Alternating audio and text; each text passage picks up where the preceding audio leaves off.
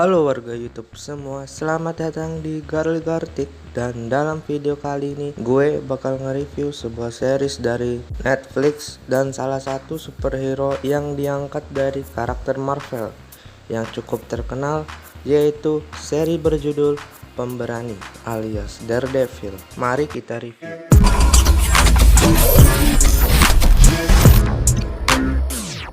Bercerita tentang seorang pengacara bernama Matt Murdock yang memiliki kepekaan indera penglihatan akibat kecelakaan yang membuatnya buta waktu kecil.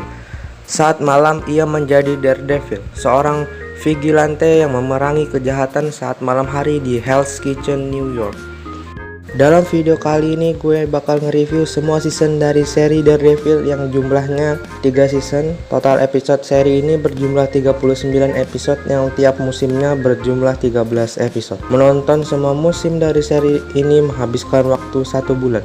Mengingat gue nggak memfokuskan diri gue untuk seri ini, ada beberapa kali gue menjeda diri gue dari satu musim ke musim lainnya.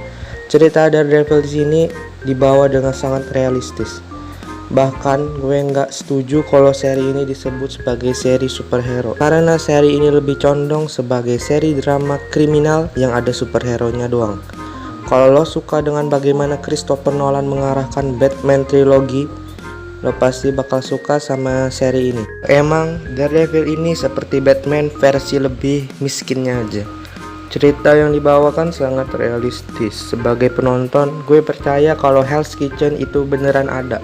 Sampai bahkan gue sempat nge-googling di Google. Ternyata itu cuman kota fiksi kayak Gotham di DC Universe. Konsep dari cerita ini adalah memanusiakan superhero yang semakin menambah kesan realistis dari seri ini. Superhero-nya nggak dibuat kelihatan kuat banget sampai bisa ngabisin kroco-kroco atau preman jalanan secara gampang dan nggak terluka sama sekali. Daredevil bisa dikeroyok abis-abisan. Dia cuma seorang superhero yang punya indera pendengaran tajam. Ya selebihnya dia itu cuma manusia yang kadang bisa kalah, terluka, atau bahkan hampir mati. Setiap luka di tubuh Daredevil akan lebih terasa emosional kepada penonton karena Daredevil ini nggak punya kekuatan regenerasi super atau alat canggih yang bisa nutup luka. Kalau luka ya dibawa ke dokter gitu.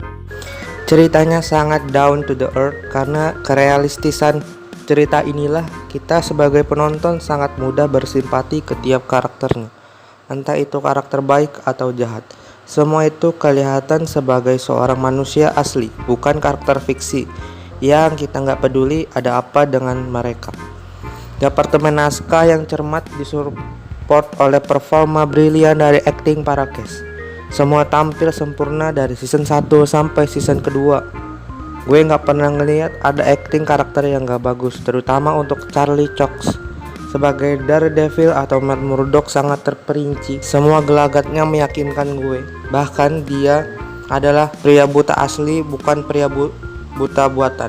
Sampai saking bagusnya acting dia, gue nggak kebiasaan ngelihat Charlie Cox berkedip. Dan jangan lupakan juga kebrilianan Vincent D'Onofrio dalam menampilkan sebuah dengan baik. Sebagai Kingpin alias Wilson Fisk, Doi benar-benar berhasil ngeliatin sisi seram dari seorang villain.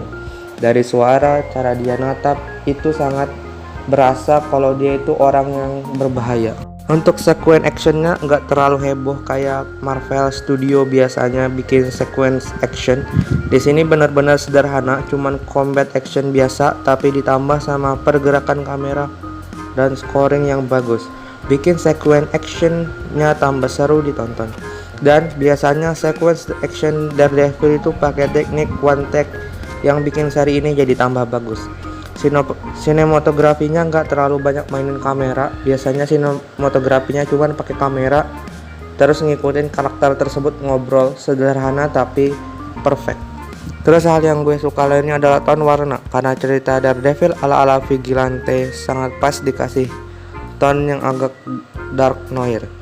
Ditambah eksploitasi darah di sini yang berguna bukan cuma sebagai ajang sombong ke MCU karena mereka bisa kasih darah, tapi sebagai pemanis cerita untuk world building dari kota Hell's Kitchen sendiri yang digambarkan sebagai kota bukan tempat yang gak layak huni karena kebrutalan kota itu. Untuk seri ini gue kasih rating 9/10. Mungkin di awal season tempo cerita ini sedikit lambat karena kita bakal berkenalan dengan karakter Matt dan Wilson Fisk, yang mana kita akan dikasih tahu backstory dari mereka berdua, kenapa mereka bisa menjadi seorang seperti sekarang. Namun season kedepannya cerita bakal lebih terasa dinamis.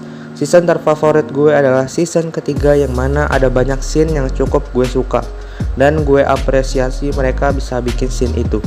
Scene itu adalah scene penjara yang bikin gue melongo nontonnya. Sayangnya seri ini nggak berlanjut ke season 4 karena katanya Marvel mau masukin Daredevil ini ke MCU. Yang gue harap mereka nggak nge-recast karakter Charlie Cox sebagai Daredevil, karena dia itu sudah setara sama Robert Downey Jr. atau Hugh Jackman yang sangat ikonik dalam memainkan peran superhero mereka. Terima kasih telah menonton video ini sampai habis. Jangan lupa untuk kasih pendapatmu soal review gue atau tentang seri ini lewat kolom komen di bawah. Gue Arta dari Garlic Gartip pamit undur diri. Bye.